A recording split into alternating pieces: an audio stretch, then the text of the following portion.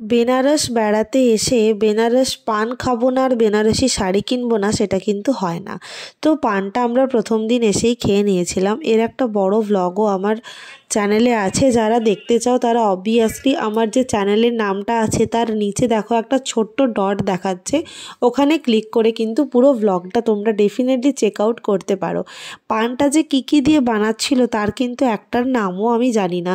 লাল, নীল, সবুজ, হলুদ রং বেরঙের জিনিস দিয়ে পানটা বানাচ্ছে। এতদিন বিভিন্ন বিয়েবাড়িতে গিয়ে বেনারসি পান খেয়েছি, কিন্তু আজ বেনারসে দাঁড়িয়ে বেনারসি পান খেয়েছি। অমৃতের মতো লাগছিল পানটা, কিন্তু টেস্ট 30 টাকা নিয়েছিল গোটা একটা প্লেট, আবার তাতে চামচ দিয়ে। আমি তো জিজ্ঞেস করেই ফেললাম কিভাবে খেতে হয় এটাকে, তো ওনারা প্রসেসটা বলে দিলেন।